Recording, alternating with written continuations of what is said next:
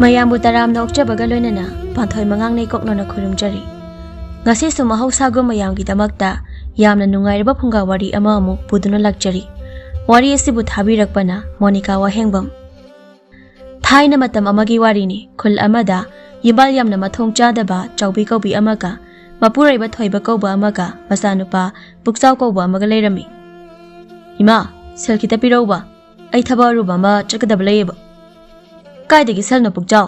ꯂꯩꯇꯦ, ꯆꯠꯂꯣ ꯑꯥꯗ꯫ ꯅꯄꯥꯅ ꯃꯔꯣꯜ ꯑꯃ, ꯅꯪꯅ ꯃꯔꯣꯜ ꯑꯃ, ꯌꯦꯡꯅꯤꯡꯗꯕꯅ ꯃꯤꯠꯁꯦ ꯅꯥꯔꯦ ꯑꯩ꯫ ꯏꯃꯥ, ꯅꯪꯒꯤ ꯃꯤꯠ ꯅꯥꯕꯗꯣ ꯄꯥꯕꯗ ꯑꯣꯏꯅ ꯌꯦꯡꯍꯜꯂꯣ, ꯑꯩꯒꯤ ꯁꯦꯜꯗꯣ ꯄꯤꯔꯛꯑꯣ ꯀꯗꯥꯏꯅꯣ?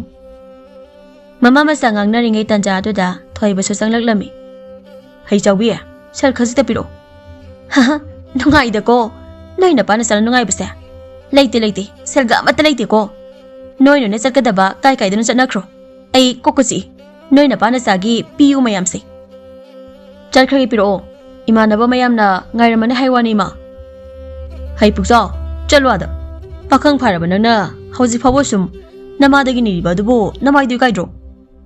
ꯑꯍꯜ ꯑꯣꯏꯔꯕ ꯄꯥꯕꯁꯨ ꯏꯃꯥꯗꯒꯤ ꯑꯗꯨꯝ ꯅꯤꯔꯤꯁꯤꯗꯤ, ꯄꯥꯕ ꯆꯞ ꯃꯥꯟꯅꯗ꯭ꯔꯣ? ꯍꯩꯃꯥ, ꯑꯩꯅ ꯅꯃꯥꯗꯒꯤ ꯂꯧꯔꯤꯕꯁꯤꯗꯤ ꯑꯩꯅ ꯇꯥꯜꯂꯛꯄ ꯄꯨꯁꯤꯜꯂꯛꯄ ꯃꯌꯥꯝ ꯑꯁꯤ ꯅꯃꯥꯗ ꯂꯣꯏꯅꯃꯛꯅꯤꯅꯦ ꯄꯤꯔꯤꯕꯁꯦ, ꯈꯪꯉꯕꯣ? ꯅꯪꯗꯤ ꯁꯤꯀꯤ ꯑꯃꯠꯇꯗꯤ ꯄꯨꯁꯤꯜꯂꯛꯇꯦ, ꯀꯥꯏꯗꯒꯤ ꯄꯤꯔꯅꯤ? ꯍꯥꯍꯥꯌꯣ, ꯌꯥꯝ ꯄꯨꯁꯤꯟꯕꯤꯔꯛꯑꯦꯀꯣ꯫ ꯃꯄꯥꯁꯨ ꯃꯆꯥꯁꯨ ꯑꯩꯅ ꯁꯨꯔꯒ ꯊꯥꯛꯏꯕ ꯅꯠꯇ꯭ꯔꯣ ꯍꯥ? ꯏꯁ, ꯄꯨꯁꯤꯜꯂꯛꯄ ꯃꯌꯥꯝ ꯀꯥꯏꯅꯒꯁꯨ ꯍꯩꯖꯕ ꯁꯥꯖꯔꯤ, ꯅꯣꯛꯇꯨꯝ ꯅꯣꯛꯅꯤꯡꯉꯤ꯫ ꯏꯃꯥ, ꯄꯥꯕ ꯅꯕꯥꯅꯤ ꯀꯣꯟꯅ ꯅꯣꯛꯃꯤꯟꯅꯍꯧꯔꯣꯕ, ꯑꯩꯒꯤ ꯁꯦꯜꯗꯣ ꯍꯥꯟꯅ ꯑꯝꯇ ꯄꯤꯔꯛꯎꯁꯦ꯫ ꯄꯨꯛꯆꯥꯎꯁꯨ ꯁꯠ ꯆꯪꯁꯤꯜꯂꯛꯂꯒ ꯃꯃꯥꯒꯤ ꯐꯤꯔꯩꯗ ꯄꯨꯜꯂꯤꯕ ꯁꯦꯜꯁꯤꯡꯗꯣ ꯂꯧꯗꯨꯅ ꯆꯦꯟꯈꯤ꯫ ꯀꯌꯥꯗ ꯐꯠꯇ꯭ꯔꯤꯕ ꯃꯆꯥꯅꯣꯕꯁꯤꯕꯣ, ꯁꯦꯜ ꯈꯔꯗ ꯂꯩꯕꯁꯦ ꯑꯃꯨꯛ ꯃꯨꯟꯈ꯭ꯔꯦꯕꯁꯦ꯫ ꯍꯩ ꯄꯨꯛꯆꯥꯎ ꯍꯩꯕ ꯆꯥꯔꯤꯈꯩ ꯆꯟꯕ, ꯅꯪ ꯉꯁꯤ ꯑꯩꯅ ꯆꯥꯛꯀ ꯑꯃꯠꯇ ꯍꯥꯞꯄꯣꯏꯕ, ꯌꯦꯡꯉꯨ ꯅꯪ꯫ ꯌꯥꯔꯦ ꯃꯃꯥ, ꯅꯪꯒꯤ ꯏꯁꯧꯗꯣ ꯀꯣꯟꯅ ꯇꯧꯍꯧꯔꯣ꯫ ꯁꯦ, ꯑꯩꯒꯤ ꯁꯦꯜꯗꯣ ꯑꯃꯨꯛꯇ ꯄꯤꯔꯛꯑꯣ, ꯑꯩ ꯊꯦꯡꯈ꯭ꯔꯅꯤ꯫ ꯊꯦꯡꯈ꯭ꯔꯅꯤ ꯍꯥꯏꯕ? ꯅꯨꯡꯉꯥꯏꯗ, ꯅꯣꯏ ꯅꯄꯥ ꯅꯆꯥꯁꯦ ꯍꯧꯖꯤꯛꯇ ꯅꯆꯥꯅꯨꯄꯥ ꯑꯁꯤꯅ ꯐꯤꯔꯩꯗ ꯈꯔ ꯀꯤꯕ ꯁꯦꯜ ꯃꯈꯩ ꯂꯥꯛꯇꯨꯅ ꯆꯦꯟꯈꯤꯕꯗꯨꯕꯨ ꯑꯩꯈꯣꯏ ꯄꯥꯕꯨꯡꯗꯤ ꯅꯃꯤꯠꯇꯨ ꯎꯍꯧꯗ꯭ꯔꯣ? ꯅꯨꯄꯤ, ꯅꯪ ꯉꯁꯤ ꯁꯣꯏꯗꯅ ꯐꯨꯔꯅꯤ ꯑꯩꯅ, ꯐꯖꯅ ꯍꯥꯏꯔꯤꯉꯩꯁꯤꯗ ꯁꯠ ꯄꯤꯔꯛꯑꯣ꯫ ꯀꯩꯅꯣ, ꯂꯩꯇ꯭ꯔꯦ ꯈꯪꯉꯕꯁꯤꯃꯛꯇꯗ ꯁꯨꯝ ꯄꯤꯌꯨ ꯍꯥꯏꯔꯤꯕꯁꯤꯕꯣ? ꯂꯩꯇꯤꯌꯦ, ꯑꯩꯕꯨ ꯍꯥꯠꯀꯦ ꯍꯥꯏꯔꯕꯁꯨꯅꯦ, ꯂꯩꯇ꯭ꯔꯦ꯫ ꯑꯗꯨ ꯑꯣꯏꯔꯕꯗꯤ ꯅꯪꯅ ꯁꯝꯗꯣ ꯐꯣꯏꯗꯠꯀꯦ, ꯈꯪꯕ꯭ꯔꯥ ꯅꯪ? ꯑꯌꯣ, ꯀꯌꯥꯗ ꯀꯟꯅ ꯃꯤꯒꯤ ꯁꯝꯁꯤꯕꯨ ꯐꯣꯏꯔꯤꯅꯣꯕꯁꯦ? ꯑꯗꯨꯗꯤ ꯑꯩꯁꯨ ꯐꯣꯏꯒꯦꯕ, ꯈꯪꯕ꯭ꯔꯥ? ꯅꯪꯁꯨ ꯅꯨꯡꯉꯥꯏꯕ꯭ꯔꯥ? ꯍꯩ, ꯁꯝꯒ ꯐꯣꯏꯔꯛꯏꯅꯦ, ꯃꯈꯨꯠꯀ ꯍꯟꯗꯅꯒ ꯇꯧꯏꯅꯦ꯫ ꯀꯣꯛ ꯇꯥꯡꯂꯤ ꯇꯧꯕ ꯑꯩꯉꯣꯟꯗꯕꯨ ꯅꯪꯅ ꯀꯌꯥꯝ ꯀꯟꯅ ꯐꯣꯏꯗꯣꯏꯕ? ꯅꯪꯒꯤ ꯑꯁꯥꯡꯕ ꯅꯁꯝꯁꯦ ꯂꯣꯏꯅ ꯐꯣꯏꯗꯠꯀꯦ, ꯈꯪꯕ꯭ꯔꯥ? ꯑꯍꯣꯏ ꯏꯃꯥ, ꯑꯩ ꯁꯤꯔꯦ꯫ ꯑꯗꯨꯗꯤ ꯅꯪꯁꯨ ꯌꯥꯅ ꯆꯤꯛꯊꯠꯀꯦ, ꯈꯪꯕ꯭ꯔꯥ? ꯅꯨꯡꯉꯥꯏꯕ꯭ꯔꯥ ꯅꯪ? ꯑꯁꯨꯝꯅ ꯃꯇꯩ ꯃꯅꯥꯎ ꯑꯗꯨꯅ ꯁꯨꯃꯥꯡꯗ ꯐꯨꯅꯕꯗꯨꯅ ꯂꯝꯕꯤꯗ ꯆꯠꯄ ꯃꯤꯁꯤꯡꯅ ꯌꯦꯡꯗꯨꯅ ꯆꯠꯂꯝꯃꯤ꯫ ꯅꯨꯄꯤ ꯑꯃꯅ, ꯃꯁꯤꯒꯤ ꯊꯣꯏꯕꯁꯤꯒꯤ ꯃꯇꯩ ꯃꯅꯥꯎꯁꯤꯅ ꯑꯁꯨꯃꯥꯏꯅꯗ ꯇꯧꯖ ꯂꯩꯔꯕꯅꯤ꯫ ꯑꯗꯨꯅꯦ ꯍꯥꯏꯁꯦ, ꯃꯣꯏ ꯏꯃꯨꯡꯒꯤ ꯃꯤꯁꯤꯡꯁꯦ ꯂꯣꯏꯅ ꯁꯣꯅꯣ ꯆꯨꯕ꯭ꯔꯥ ꯀꯩꯅꯣꯝ ꯇꯧꯏꯀꯣ꯫ ꯅꯠꯇꯦ, ꯑꯩꯅ ꯍꯥꯏꯗꯤ ꯃꯇꯩ ꯃꯅꯥꯎ ꯈꯠꯅꯕꯕꯨ ꯃꯁꯝ ꯐꯣꯏꯗꯠꯅꯕ ꯌꯥꯅ ꯆꯤꯛꯅꯕꯁꯤꯕꯨ ꯀꯅꯥꯅ ꯍꯧꯅꯒꯦ ꯍꯥꯏꯕꯅꯤꯗ꯫ ꯑꯗꯨꯅꯦ, ꯁꯤꯕꯨ ꯁꯤꯗ꯭ꯔꯕꯗꯤꯅꯦ ꯖꯥꯠ ꯃꯌꯥꯝ ꯎꯏ ꯍꯥꯏꯕꯗꯨꯅꯤ꯫ ꯁꯣꯝꯗꯅ ꯄꯨꯛꯆꯥꯎꯗꯣ ꯊꯪꯅꯕ ꯈꯨꯜꯗ ꯂꯩꯔꯥꯡꯇꯣꯜ ꯀꯧꯕꯤ ꯅꯨꯄꯤ ꯑꯃꯒ ꯎꯅꯕ ꯂꯥꯛꯂꯝꯃꯤ꯫ ꯂꯩꯔꯥꯡꯇꯣꯜ, ꯅꯪ ꯁꯥꯎꯅꯨꯀꯣ, ꯑꯩ ꯉꯁꯤꯗꯤ ꯈꯔ ꯊꯦꯡꯗꯣꯛꯈ꯭ꯔꯦꯕ꯫ ꯇꯥ ꯄꯨꯛꯆꯥꯎ, ꯈꯪꯖꯔꯦ, ꯑꯩꯅꯗ ꯑꯗꯨꯝ ꯍꯧꯕꯗꯒꯤꯅꯦ ꯉꯥꯏꯔꯒ ꯂꯩꯔꯤꯁꯦ꯫ ꯑꯩꯈꯣꯏꯗ ꯃꯤ ꯈꯔꯅꯦ ꯂꯧꯁꯥꯟ ꯊꯤꯟꯕ ꯂꯥꯛꯄ, ꯁꯦꯟꯗꯣꯏꯁꯨ ꯈꯣꯝꯂꯨꯏ, ꯑꯗꯨꯒ ꯂꯥꯛꯀꯦꯅ ꯑꯃꯨꯛ ꯊꯣꯛꯂꯛꯄꯗ ꯁꯅꯥ ꯊꯝꯕ ꯑꯃꯨꯛ ꯂꯥꯛꯁꯤꯟꯗꯅꯅꯦ ꯇꯧꯔꯤꯅꯤ ꯍꯥꯏ ꯋꯥꯅꯤ ꯅꯪꯕꯣ꯫ ꯂꯩꯔꯥꯡꯇꯣꯜ, ꯁꯥꯎꯔꯅꯣꯕꯁꯦ꯫ ꯑꯗꯨꯗꯤ ꯇꯥ ꯄꯨꯛꯆꯥꯎ ꯍꯣꯏꯒꯤꯗꯤ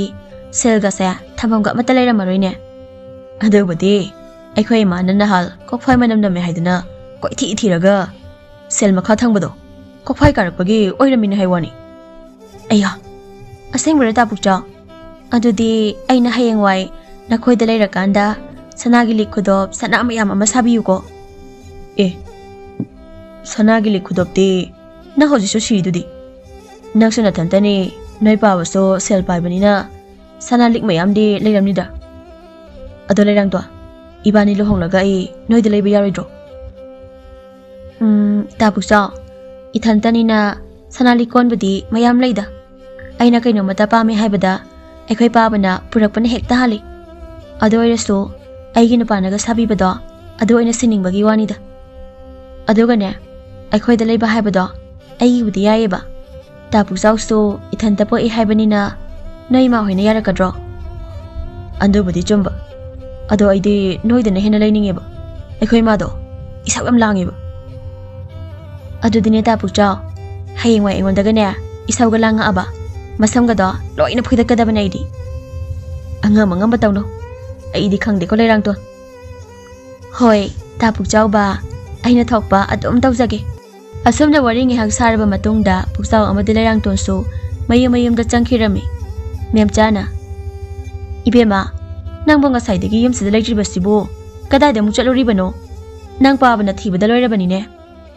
Adubura ima nupa winari kaya danu yenguni he asibu wani na mama ingonda bu hayeba hay nang haujing ne ngausinabagi matam natribani angang yam oiri ko ima angang oirabaso ima nabi mayamso mayum panakre aiso natai saba nupa la abadi yengsin hauba yaridana aina haiba inba aibuluna tawiba selba nupa na haiba ima selgi wadi kaisunati imagi bema puksel sengba marilin panba nupa thokpa suning nomning badunine marudi nangbo as ai aduga mata khangde ima aidi adugi nupa dudane kharleraga chenkhadawbani hai wathi warim yam tawnuko nang napa tarabadi phubidana salak saba tari nangama ima napa bada khara them dunane wari sabiyo nasa nupi ase mayum pahan khrase haidana nayum panba yamna pamlagana haujik chenkhodana ha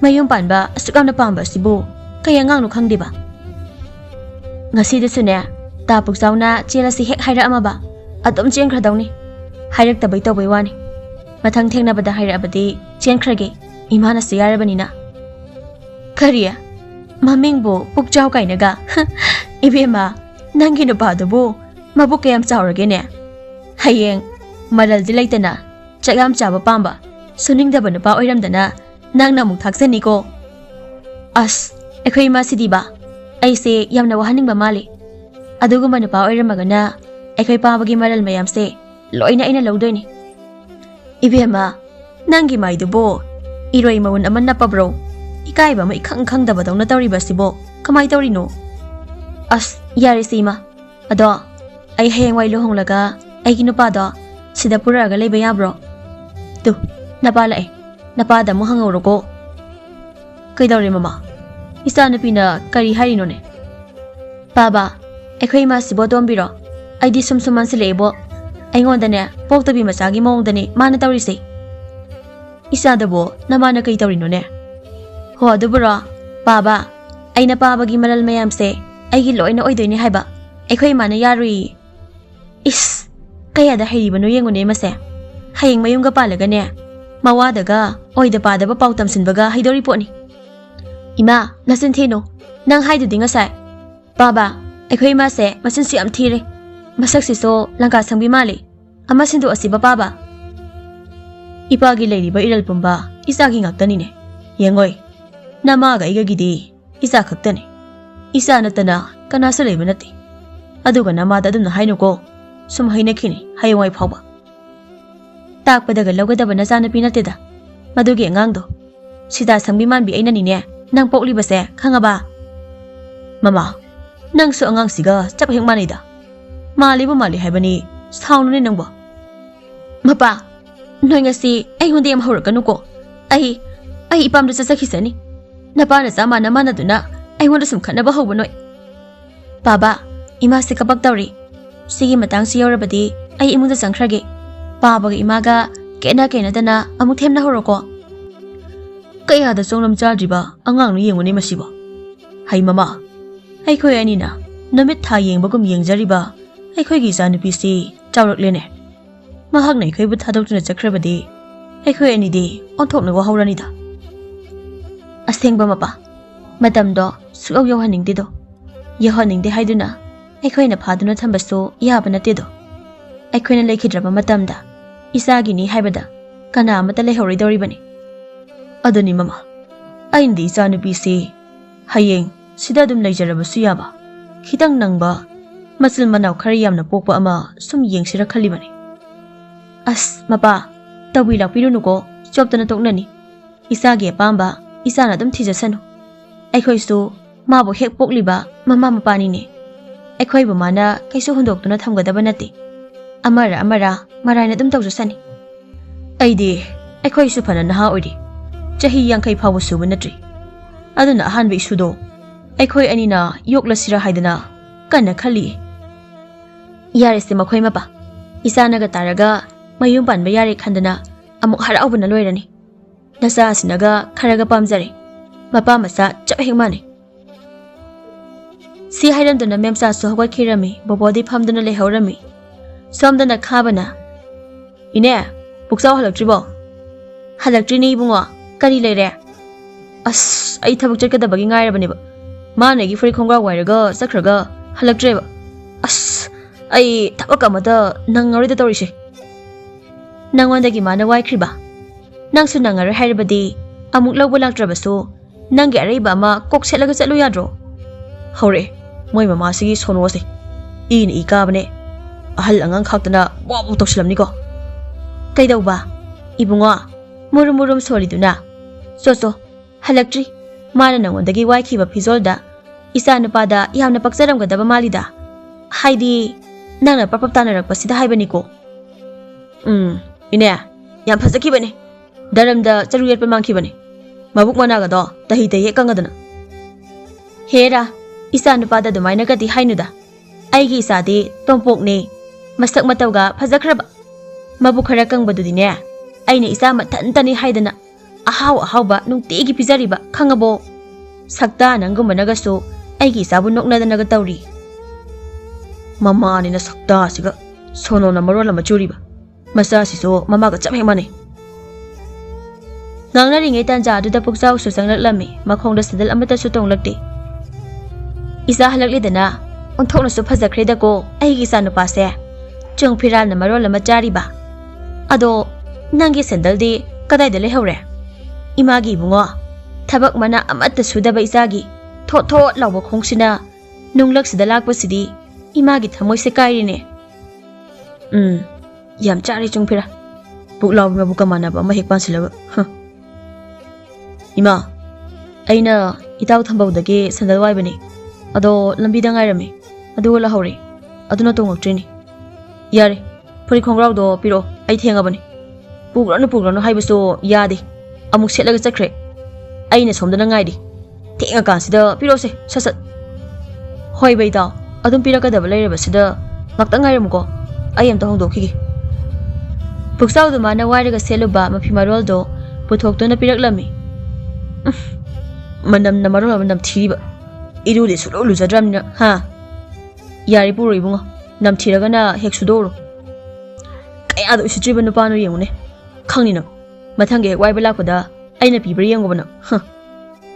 Matam kharagi matongni lairang tonda puksaugi matong illani chelase haina haibadagi puksauna nupi mabu mayumda puduna laklami. Haima aigi sa puksaubu nupi chele haiba. Haimama imong nupi dubo kamdauge masak bu phajabro. Haima makhoi mapa mitmangda leibasidi yengbiyudana kamdauge haibado. Aina yenglubada ikai gadrana yengdabanida. Phare imau ibema hekta yenglage ko. Si haiduna thoibado lairang tonda yenglaklami lairang tona wakhalda khali. Kaino moi mapa sidi kainomnina. Tapuksau sibu no yumlo. Oh mani lairang ton. Kariya mani haiba. Kaino nangbu nakhoi gi sel yamna pai lawlamna lei. Senda yamna chai hairaga sigumba yumsida leinabra. Aidi sida leidu airabadi nangonda leiba ngamoi ko ai thillo. Aina nang phangnaba haijinbane adudi. Yari ko leiba ngamoi kaidi haino. Aina sugana nangbu chereklaga amuk thinba kainaga ngamoi. Ngamoi. Aidi ngamoi haiseni. Haujima yumda thillo. Ai sigi yumkin tharak tawrabasida leiba ngamoi ko. Hayeng ningkhairakpada nalaga siradi nang singera. Nangna sida leiba ngamoi hairagana ibani noida leiba taba adoiradi aye. Kaino he sum kapaga leisina ha changu imungda sasa changu laikai mina uragane isa nupara nangbu pharakpa mani changu ne he. Si haiduna mamong nupida illi ingadi ilakanu he nasa nupasina ibu maithem taroga phabiri ni khangaba nayum saktani na ꯊꯋꯥꯟ ꯃꯤꯆꯥꯛ ꯃꯁꯤꯡ ꯊꯤꯔꯁꯨ ꯌꯥꯔꯅꯤꯅꯦ ꯁꯤꯗꯤ ꯑꯩ ꯀꯃꯥꯏ ꯂꯩꯗꯣꯏꯅꯣꯕ ꯁꯤꯗꯕꯨ ꯍꯣꯏ ꯏꯃꯥ ꯅꯆꯥ ꯌꯨꯝꯁꯤꯗ ꯀꯃꯥꯏ ꯂꯩꯗꯣꯏꯅꯣ 이베마 ꯑꯩꯈꯣꯏꯁꯨꯅꯦ ꯌꯨꯝꯁꯤꯗ ꯂꯩꯔꯤꯕꯁꯤꯅꯤ ꯑꯗꯨꯝ ꯌꯥꯅ ꯌꯥꯅꯕ ꯄꯪꯂꯩ ꯂꯩꯌꯨ ꯇꯣꯛꯑꯣ ꯌꯥꯔꯦꯁꯦ ꯃꯃꯥ 이베마 ꯅꯪꯕꯨ ꯀꯅꯥꯒꯤ ꯃꯆꯥꯅꯣ ꯀꯔꯝꯕ ꯈꯨꯜꯗꯒꯤꯅꯣ ꯄꯥꯕ ꯑꯩ ꯊꯪꯅꯕ ꯈꯨꯜꯗꯒꯤ ꯕꯣꯕꯣꯒꯤ ꯃꯆꯥꯅꯨꯄꯤꯅꯤ ꯕꯣꯕꯣ ꯍꯥꯏꯕꯗꯤ ꯁꯦꯜꯒꯤ ꯌꯥꯝꯅ ꯄꯥꯏꯕ ꯅꯍꯥꯗꯨꯔꯅꯦ ꯃꯥꯅꯦ ꯄꯥꯕ ꯏꯃꯥ ꯑꯩ ꯂꯧꯕ ꯂꯥꯛꯑꯣ ꯑꯩ ꯁꯤꯒꯤ ꯌꯨꯝꯁꯤꯗ ꯂꯩꯅꯤꯡꯗꯤꯌꯦ ꯍꯩꯃꯥ ꯃꯄꯥ ꯁꯦꯜ ꯄꯥꯏꯕ ꯏꯃꯨꯡꯒꯤ ꯃꯆꯥꯅꯨꯄꯤꯅꯦ ꯍꯥꯏꯌꯦ ꯀꯃꯥꯏ ꯇꯧꯅꯤ 이마ꯒꯤ ꯄꯨꯛꯆꯥꯎꯕ 이사세 온ꯊꯣꯛꯅꯁꯨ ꯁꯤꯡꯈ꯭ꯔꯦꯗ ꯅꯨꯄꯤ ꯈꯟꯕ ꯍꯩꯈ꯭ꯔꯦꯗꯀꯣ ꯑꯗꯨꯕꯨꯗꯤ ꯃꯄꯥ ꯑꯩ ꯂꯧꯕ ꯑꯩꯒꯤ ꯏꯆꯥꯅꯤꯗꯅ ꯅꯨꯡꯉꯥꯏꯔꯦ ꯃꯃꯥ ꯂꯩꯀꯥꯏꯗ ꯏꯆꯥ ꯅꯨꯄꯥꯅ ꯏꯅꯥꯛ ꯈꯨꯟꯕ ꯅꯨꯄꯤ ꯆꯦꯜꯂꯛꯄꯒꯤ ꯄꯥꯎꯁꯦ ꯃꯥꯏꯁꯦ ꯁꯣꯔꯥꯔꯦꯟ ꯌꯧꯔꯝꯗꯥꯏ ꯐꯥꯎꯕ ꯊꯥꯡꯒꯠꯂꯒ ꯑꯝꯇ ꯇꯝꯃꯨꯈꯤꯒꯦꯍꯦ ꯑꯩ ꯆꯠꯂꯦ ꯑꯁꯨꯝꯅ ꯂꯩꯔꯥꯡꯇꯣꯟꯁꯨ ꯅꯨꯡꯁꯤꯔꯨꯕ ꯀꯧꯕꯅ ꯄꯨꯛꯆꯥꯎꯒ ꯑꯗꯨꯃꯛ ꯂꯨꯍꯣꯡꯂꯝꯃꯤ ꯂꯨꯍꯣꯡꯂꯕ ꯃꯇꯨꯡꯗ ꯂꯩꯔꯥꯡꯇꯣꯟ ꯃꯅꯦꯝꯕꯣꯛ ꯃꯀꯨꯕꯣꯛ ꯑꯃꯗꯤ ꯃꯄꯨꯔꯣꯏꯕꯒꯤ ꯁꯣꯅꯣ ꯆꯨꯕ ꯃꯑꯣꯡꯁꯤꯗ ꯌꯥꯝꯅ ꯁꯥꯎꯔꯝꯃꯤ ꯅꯣꯡꯃꯁꯨ ꯁꯈꯤꯅꯤꯅ ꯏꯆꯦ ꯍꯣꯏ ꯏꯆꯦ ꯀꯨꯏꯔꯦ ꯊꯥ 4-5ꯔꯣꯝ ꯐꯥꯔꯛꯂꯦ ꯇꯥ ꯊꯣꯏꯕꯅ ꯑꯩꯉꯣꯟꯗꯒꯤ ꯁꯦꯜ ꯂꯧꯈ꯭ꯔꯒ ꯄꯤꯅꯤ ꯍꯥꯏꯗꯨꯅ ꯂꯩꯔꯒ ꯄꯤꯔꯛꯇꯕꯗꯣ ꯉꯁꯤꯗꯤꯅꯦ ꯄꯤꯕꯤꯔꯣꯅ ꯑꯩ ꯂꯥꯛꯂꯤꯕꯅꯤ ꯆꯠꯊꯣꯛꯑꯣꯗ ꯃꯥꯅ ꯂꯧꯕ ꯁꯦꯜꯕꯨ ꯑꯩꯉꯣꯟꯗ ꯊꯧꯕ ꯍꯧꯅꯕ꯭ꯔꯣ ꯀꯔꯤꯅꯣꯅꯦ ꯃꯁꯥꯗ ꯑꯗꯨꯝ ꯊꯧ ꯌꯥꯗ꯭ꯔꯣ ꯍꯥ ꯁꯤ ꯅꯨꯄꯤꯁꯤꯗꯤ ꯖꯇꯥ ꯑꯃꯅꯤꯅꯦ ꯀꯩꯅꯣ ꯏꯆꯦ ꯅꯇꯩ ꯅꯅꯥꯎ ꯅꯠꯇ꯭ꯔꯣ ꯄꯥꯎ ꯐꯥꯎꯅꯕꯤꯗꯕ꯭ꯔꯣ ꯑꯃꯅ ꯂꯧꯔꯁꯨ ꯂꯣꯏꯅ ꯄꯥꯎ ꯐꯥꯎꯗꯣꯛꯅꯔꯒ ꯁꯤꯡꯅꯕ ꯉꯥꯛꯇꯅꯤ ꯄꯤꯔꯛꯑꯣ ꯑꯗꯨꯅ ꯆꯠꯍꯧꯔꯣ ꯅꯌꯨꯝꯗ ꯊꯨꯅ ꯆꯠꯍꯧꯀꯣ ꯅꯠꯇ꯭ꯔꯗꯤꯅꯦ ꯅꯁꯝꯗꯣ ꯂꯥꯛꯇꯅ ꯐꯣꯏꯗꯠꯆꯅꯤ ꯉꯁꯤ ꯑꯩꯅ ꯇꯟꯖꯥꯗꯨꯗ ꯏꯃꯨꯡꯗꯒꯤ ꯂꯩꯔꯥꯡꯇꯣꯟꯁꯨ ꯊꯣꯛꯂꯛꯂꯝꯃꯤ ꯀꯩꯗꯧꯕ ꯌꯥꯎꯔꯦ ꯏꯗꯣꯝꯆꯥ 이베마 ꯅꯪ ꯄꯥꯕꯅꯅꯦ ꯁꯦꯜ ꯄꯨꯈꯤ ꯐꯅ ꯃꯀꯨꯏꯔꯦ ꯑꯗꯨꯕꯨꯅꯦ ꯁꯤꯡꯉꯛꯄ ꯀꯧꯕ ꯂꯩꯇ꯭ꯔꯦ ꯑꯗꯨꯕꯨ ꯂꯧꯒꯦ ꯍꯥꯏꯗꯨꯅ ꯂꯥꯛꯂꯤꯕꯅꯤ 이domꯆꯥ ꯁꯦꯜꯁꯤꯡꯗꯣ ꯑꯩ ꯍꯌꯦꯡ ꯁꯣꯏꯗꯅ ꯁꯤꯡꯕ ꯂꯥꯛꯆꯔꯒꯦ ꯉꯁꯤꯒꯤꯗꯤ ꯋꯥꯔꯧꯕꯤꯕ ꯌꯥꯗꯦꯀꯣ ꯍꯣꯏꯅꯦ ꯑꯗꯨꯃꯥꯏꯅ ꯅꯤꯡꯊꯤꯅ ꯍꯥꯏꯅꯔꯕꯗꯤ ꯑꯩꯁꯨ ꯀꯔꯤꯒꯤ ꯁꯥꯎꯗꯣꯏꯅꯣ ꯅꯣꯏ ꯅꯃꯥꯅꯤꯅ ꯇꯧꯔꯤꯁꯤꯅ ꯃꯤꯔꯣꯜ ꯊꯨꯡꯗꯕꯤ ꯑꯣꯏꯅ ꯍꯦꯛ ꯇꯧꯔꯗꯅ ꯑꯗꯨꯗꯤ ꯍꯌꯦꯡ ꯂꯥꯛꯂꯒꯦ ꯉꯁꯤꯒꯤꯗꯤ ꯆꯠꯂꯦꯀꯣ ꯑꯁꯨꯛ ꯁꯣꯅꯣ ꯐꯣꯅꯣꯒꯤ ꯏꯃꯨꯡꯁꯤꯗ ꯋꯥꯈꯜ ꯇꯥꯕꯤ ꯑꯃ ꯂꯩꯔꯛꯂꯤꯕꯁꯤꯅ ꯀꯝꯗꯧꯕꯖꯥꯠꯅꯣ ꯈꯪꯗ꯭ꯔꯦꯗ ꯍꯩꯃꯧ ꯅꯪꯅ ꯑꯍꯩ ꯑꯄꯥ ꯁꯥꯗꯅ ꯁꯦꯜ ꯁꯤꯡꯒꯦ ꯀꯥꯏꯅꯒ ꯍꯥꯏꯔꯤꯗꯨꯅ ꯀꯩꯒꯤꯅꯣ ꯍꯥ ꯃꯥꯅ ꯂꯧꯕꯅꯤ ꯃꯥꯅ ꯑꯗꯨꯝ ꯁꯤꯡꯖꯁꯅꯤ ꯏꯃꯥ ꯇꯥꯕ ꯌꯥꯕ ꯋꯥ ꯈꯔꯁꯨ ꯉꯥꯡꯕꯤꯌꯣ ꯐꯅꯁꯨ ꯑꯍꯜ ꯑꯣꯏꯔꯕꯅꯤ ꯑꯁꯨꯛ ꯌꯥꯝꯅ ꯒ꯭ꯌꯥꯟ ꯇꯥꯗꯕꯁꯤꯕꯨ ꯄꯥꯕꯅ ꯀꯔꯤ ꯊꯕꯛ ꯁꯨꯗꯨꯅ ꯀꯥꯏꯗꯒꯤ ꯁꯤꯡꯒꯗꯧꯔꯤꯕ ꯁꯦꯜꯅꯣ ꯏꯃꯥꯁꯨ ꯃꯉꯥꯏ ꯊꯕꯛ ꯃꯅꯥ ꯑꯃꯠꯇ ꯁꯨꯅꯗꯦ ꯁꯦꯜ ꯄꯨꯗꯨꯅꯇ ꯆꯥꯕꯁꯤꯕꯨ ꯍꯧꯅꯕ꯭ꯔꯣ ꯐꯅ ꯌꯥꯝꯃꯤ ꯑꯩꯅ ꯍꯦꯛ ꯂꯥꯛꯄꯗꯒꯤ ꯁꯤꯡꯂꯤꯕ ꯁꯦꯜ ꯃꯌꯥꯝꯁꯦ ꯍꯧꯖꯤꯛꯇꯤ ꯑꯩꯁꯨ ꯂꯧꯃꯟꯗꯅ ꯏꯀꯥꯏꯔꯦ ꯂꯧꯗ꯭ꯔꯗꯤ ꯀꯩꯅꯣ ꯅꯣꯏ ꯅꯃꯥꯟꯅꯄꯥꯒꯤ ꯃꯔꯜ ꯃꯌꯥꯝꯗꯣ ꯅꯪꯅ ꯂꯧꯗ꯭ꯔꯕꯗꯤ ꯃꯣꯏ ꯁꯤꯕꯗ ꯄꯨꯈꯤꯒꯦ ꯍꯥꯏꯔꯤꯔꯣ ꯑꯁꯨꯛ ꯋꯥꯈꯜ ꯌꯥꯎꯗꯕ ꯑꯍꯜꯁꯤꯕꯨ ꯀꯩꯅꯣ ꯏꯃꯥ ꯅꯪꯒꯤ ꯀꯣꯛꯇꯨꯃꯛꯅ ꯅꯆꯥꯁꯦ ꯑꯁꯨꯛ ꯖꯨꯒꯣꯠ ꯆꯥꯗꯕꯅꯤ ꯑꯁꯨꯛ ꯋꯥꯈꯜ ꯌꯥꯎꯗꯕ ꯑꯍꯜꯁꯤꯕꯨ ꯀꯩꯅꯣ ꯏꯃꯥ ꯅꯪꯒꯤ ꯀꯣꯛꯇꯨꯃꯛꯅ ꯑꯁꯨꯛ ꯖꯨꯒꯣꯠ ꯆꯥꯗꯕ ꯌꯨꯝꯕꯥꯟꯁꯦ ꯑꯣꯏꯕꯖꯥꯠꯅꯤꯀꯣ ꯅꯆꯥꯅꯨꯄꯥꯁꯤꯁꯨ ꯆꯞ ꯃꯥꯟꯅꯩ ꯀꯔꯤꯁꯨ ꯈꯦꯠꯅꯗꯦ ꯑꯩꯁꯨ ꯂꯥꯏꯕꯛꯀꯤꯅꯤ ꯈꯜꯂꯒ ꯈꯥꯡꯉꯕꯅꯤ ꯅꯈꯣꯏ ꯑꯍꯨꯝꯁꯦ ꯁꯨꯛꯎ ꯍꯦꯛ ꯎꯖꯅꯤꯡꯗꯦ ꯍꯩꯃꯧ ꯌꯥꯝꯅ ꯎꯁꯤꯠꯇꯕ ꯋꯥꯒꯗꯤ ꯉꯥꯡꯉꯛꯀꯅꯨꯍꯦ ꯅꯪꯅ ꯌꯥꯝꯅ ꯄꯥꯝꯃꯤꯕ ꯅꯪꯒꯤ ꯅꯨꯄꯥ ꯑꯁꯦ ꯄꯨꯛꯆꯥꯎ ꯑꯁꯦ ꯈꯪꯉꯕ ꯑꯁꯦ ꯑꯩꯅꯅꯤ ꯊꯥꯛꯂꯛꯏꯕꯁꯦ ꯍꯧꯖꯤꯛ ꯆꯥꯎꯔꯕꯁꯦ ꯑꯁꯤ ꯆꯥꯎꯔꯤꯕ ꯃꯕꯨꯛꯁꯦ ꯆꯥꯎꯅꯕ ꯍꯣꯠꯅꯕꯗ ꯋꯥꯅ ꯊꯥꯛꯂꯛꯏꯕ ꯏꯃꯥꯅ ꯅꯆꯥꯅꯨꯄꯥꯒꯤ ꯃꯕꯨ ꯑꯆꯧꯕꯁꯦ ꯊꯥꯡꯅꯕ ꯍꯣꯠꯅꯕꯗ ꯄꯨꯕꯤꯔꯝꯕ ꯁꯦꯜ ꯃꯌꯥꯝꯗꯨꯅꯤ ꯅꯃꯧꯅ ꯑꯃꯨꯛ ꯏꯄꯥꯝꯗꯒꯤ ꯍꯣꯜꯂꯛꯇꯨꯅ ꯁꯤꯡꯂꯤꯕ ꯈꯪꯕꯤꯔꯕꯣ ꯏꯃꯥ ꯅꯨꯄꯥ ꯅꯪ ꯀꯩꯗꯧꯔꯤꯒꯦ ꯏꯃꯨꯡꯗꯨꯗ ꯅꯨꯄꯤꯗꯧꯅ ꯑꯗꯨꯝ ꯁꯨꯔꯨ ꯅꯩꯔꯒ ꯂꯩꯔꯤꯕꯗꯨꯕꯣ ꯏꯃꯥꯅꯕꯥꯅꯤ ꯈꯟꯅꯕꯗꯨꯗ ꯂꯩꯕꯅꯤꯕ ꯃꯄꯥꯟꯗ ꯊꯣꯛꯂꯛꯑꯒ ꯃꯤꯆꯪ ꯆꯪꯐꯝ ꯈꯪꯉꯣꯏꯅ ꯑꯩꯅꯦ ꯅꯪꯅ ꯃꯤꯆꯪ ꯆꯪꯕꯒ ꯄꯥꯝꯕ ꯅꯨꯄꯤ ꯅꯠꯇꯦꯀꯣ ꯅꯪ ꯉꯁꯤꯁꯨ ꯊꯕꯛ ꯆꯠꯂꯣꯏꯗ꯭ꯔꯣ ꯑꯁ ꯊꯕꯛ ꯁꯨꯕ ꯄꯨꯛ ꯌꯥꯝ ꯅꯥꯏꯗ ꯑꯗꯨꯅ ꯆꯠꯄ ꯇꯜꯂꯦ ꯅꯥꯅꯤ ꯅꯪꯗꯤ ꯅꯕꯨꯛꯅꯦꯅ ꯃꯌꯥꯝꯒ ꯃꯥꯟꯅꯗ꯭ꯔꯕꯅꯤꯅ ꯑꯁꯨꯛ ꯇꯟꯕ ꯁꯨꯅꯤꯡꯗꯕ ꯁꯣꯅꯣ ꯁꯨꯕ ꯅꯣꯏꯒ ꯑꯩ ꯂꯩꯃꯤꯟꯅꯕ ꯉꯝꯂꯔꯣꯏ ꯅꯣꯏ ꯂꯩꯍꯧꯔꯣ ꯑꯩ ꯄꯥꯝꯗ ꯆꯠꯂꯅꯤ ꯂꯩꯔꯥꯡꯇꯣꯟꯁꯨ ꯁꯥꯎꯕꯗꯒꯤ ꯃꯄꯥꯝꯗ ꯆꯠꯈꯤꯔꯝꯃꯤ ꯄꯨꯛꯆꯥꯎꯅ ꯑꯌꯥ ꯏꯃꯥ ꯅꯃꯧ ꯅꯨꯄꯤꯁꯦ ꯆꯠꯈ꯭ꯔꯦꯕ ꯀꯃꯥꯏ ꯇꯧꯗꯣꯏꯅꯣ ꯁꯤꯕꯣ ꯁꯦ ꯑꯝꯇ ꯇꯥꯟꯅꯧꯆꯣꯕ ꯏꯃꯥ ꯁꯦ ꯍꯩꯕꯨꯗꯨ ꯆꯠꯅꯤꯡꯖꯁꯅꯨ ꯃꯄꯥꯝꯗ ꯁꯦꯜ ꯆꯦꯡ ꯆꯥꯛ ꯂꯧꯕ ꯆꯠꯄ ꯑꯣꯏꯔꯝꯅꯤ ꯈꯪꯉꯕ ꯀꯧꯕꯒ ꯆꯠꯂꯨꯅꯨ ꯍꯣꯔꯦꯟ ꯑꯃꯨꯛ ꯂꯥꯛꯆꯁꯅꯤ ꯁꯣꯝꯗ ꯃꯄꯥꯝꯗ ꯂꯩꯔꯥꯡꯇꯣꯝꯕꯤ ꯆꯪꯂꯛꯄ ꯎꯕꯗ ꯃꯦꯝꯆꯥꯅ ꯏꯆꯥ ꯂꯥꯛꯂꯤꯕ꯭ꯔꯣ ꯅꯪꯕꯨ ꯆꯨꯝꯅ ꯂꯥꯛꯄ꯭ꯔꯣ ꯀꯩ ꯍꯥꯏꯒꯦ ꯍꯥꯏꯕꯅꯣ ꯏꯃꯥ ꯑꯩ ꯌꯨꯝꯁꯤꯗ ꯃꯇꯝ ꯈꯔ ꯂꯩꯒꯦ ꯍꯥꯏꯗꯨꯅ ꯂꯥꯛꯂꯤꯕꯅꯤ ꯌꯨꯝꯅꯦꯅ ꯃꯃꯥꯁꯨ ꯃꯄꯥꯁꯨ ꯃꯆꯥꯁꯨ ꯆꯞ ꯍꯦꯛ ꯃꯥꯟꯅꯕꯁꯤꯕꯨ ꯀꯅꯥꯅ ꯍꯧꯅꯒꯦ ꯑꯃꯠꯇꯁꯨ ꯐꯧꯗꯅ ꯑꯗꯨꯁꯨ ꯅꯠꯇꯦ ꯁꯦꯟ ꯌꯥꯝ ꯄꯥꯏꯕ ꯒ꯭ꯌꯥꯟ ꯇꯥꯕ ꯅꯨꯄꯥꯗꯣ ꯍꯧꯖꯤꯛꯇꯤ ꯁꯣꯅꯣ ꯑꯃꯨꯛ ꯆꯨꯔꯝꯃꯕ ꯑꯣꯟꯊꯣꯛꯅ ꯅꯨꯡꯉꯥꯏꯇ꯭ꯔꯦꯗ ꯏꯃꯥꯗꯤ ꯃꯃꯥ ꯐꯔꯛ ꯑꯣꯟꯊꯣꯛꯅ ꯇꯥꯈ꯭ꯔꯦꯗ ꯅꯪꯅ ꯃꯔꯣꯜ ꯑꯃ ꯀꯣ ꯂꯩꯊꯣꯛꯎ ꯏꯆꯥꯁꯤꯗꯤ ꯍꯦꯛ ꯏꯆꯥꯅ ꯂꯩꯅꯤꯡꯕ ꯃꯇꯝ ꯐꯥꯎ ꯏꯆꯥꯒꯤ ꯌꯨꯝꯅꯤ ꯀꯩꯅꯣ ꯁꯤꯁꯨ ꯀꯩꯅꯣꯗ ꯃꯄꯥ ꯅꯪꯁꯨ ꯏꯆꯥꯁꯦ ꯍꯧꯖꯤꯛꯇꯤ ꯌꯨꯝ ꯄꯥꯜꯂꯕꯅꯤ ꯃꯧ ꯑꯣꯏꯔꯕꯅꯤ ꯑꯗꯨ ꯌꯥꯕ ꯅꯠꯇꯦꯀꯣ ꯏꯃꯥ ꯑꯩꯅ ꯋꯥꯈꯜ ꯑꯃ ꯈꯜꯂꯤ ꯃꯍꯥꯛꯄꯨ ꯈꯖꯤꯛꯇꯪ ꯑꯣꯏꯔꯕꯁꯨ ꯋꯥꯈꯜ ꯇꯥꯍꯟꯒꯦ ꯍꯥꯏꯅ ꯑꯗꯨꯅ ꯏꯃꯥ ꯑꯩ ꯃꯇꯝ ꯈꯔꯗꯗꯤ ꯁꯤꯗ ꯂꯩꯖꯒꯦ